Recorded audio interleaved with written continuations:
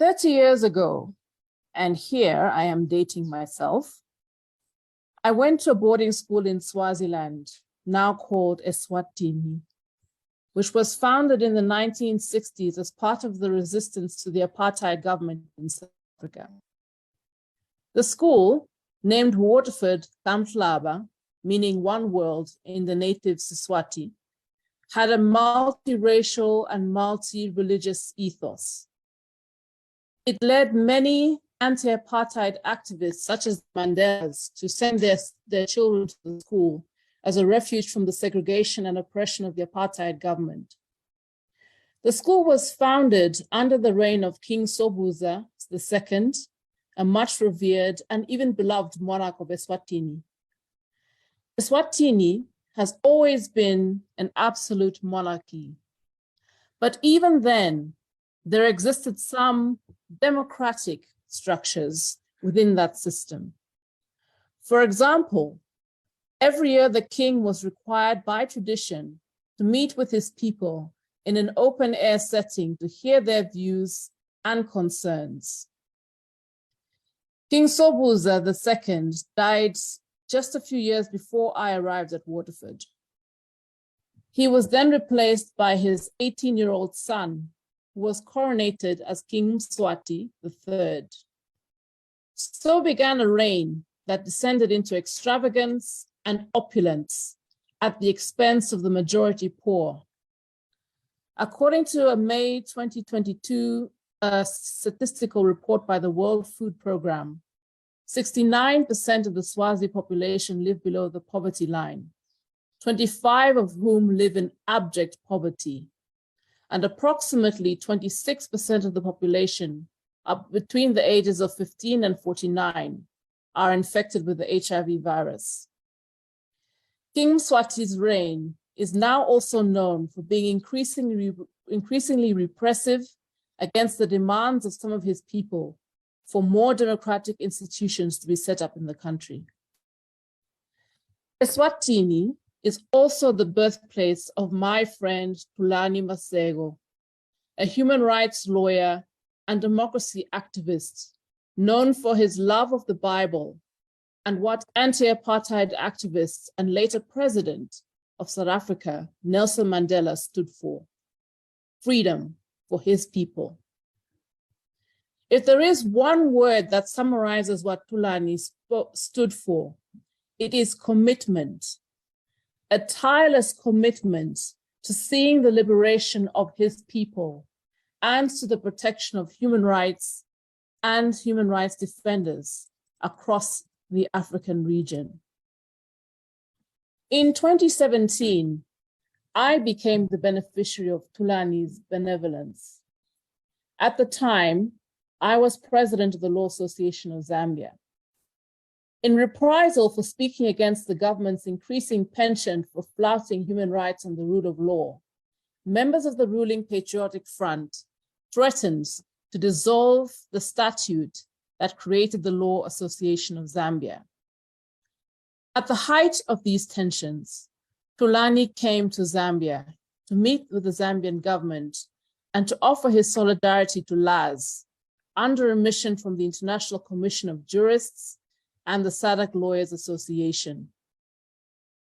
As you know, LAS ultimately was not disbanded due to local and international pressure on the government from going through with the dissolution of the association. I have never forgotten Tulani's selfless act of kindness. It would not be his last mission to Zambia.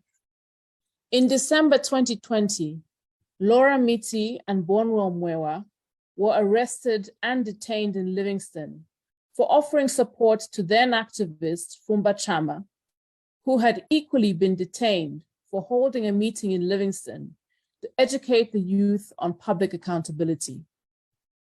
Tulani came down to Zambia on a mission to observe the trial of these activists, ensuring that the court knew that the world was watching. The last few years in Eswatini have seen upheaval by citizens advocating for greater agency in how the affairs of the country are conducted. It has come with heavy casualties. And unfortunately, on the 21st of January, 2023, Tulani Maseko paid the ultimate price for his beliefs. He was brutally gunned down in front of his family. This came soon after King Mswati had warned activists that they may soon be targeted for their work by mercenaries. Tulani, a gentle, kind, and brave soul, is no more. In his own words at the Oslo Freedom Forum, he said, "I refuse to give up. We shall never surrender, for we know there is a price to pay for the truth. His death will not be in vain." To paraphrase Dinos Christianopoulos' words, they tried to bury him, but they did not know that he was a seed. Why am I telling you, a Zambian audience, this story? It's quite simple. I believe that there, but for the grace of God, Zambia was equally on a path towards increasing autocracy. And that human rights activists such as myself and others would probably have had a similar target on their backs and possibly even have met the same fate. This is why freedom of expression in Zambia and everywhere is so important. Today, I've been asked to talk about leveraging freedom of expression to strengthen democracy. Democracy is a universally recognized ideal and mode of government, which is applied differently in different countries and represents the diversity of cultures, history, and experiences of a country. It is based on the shared values of the people around the world, irrespective of their background, that the will of the people should prevail. To use a translated Latin maxim, the voice of the people is the voice of God. And if we're not allowed to hear that voice of God, the powers that be ultimately lose touch with reality and succumb to hubris.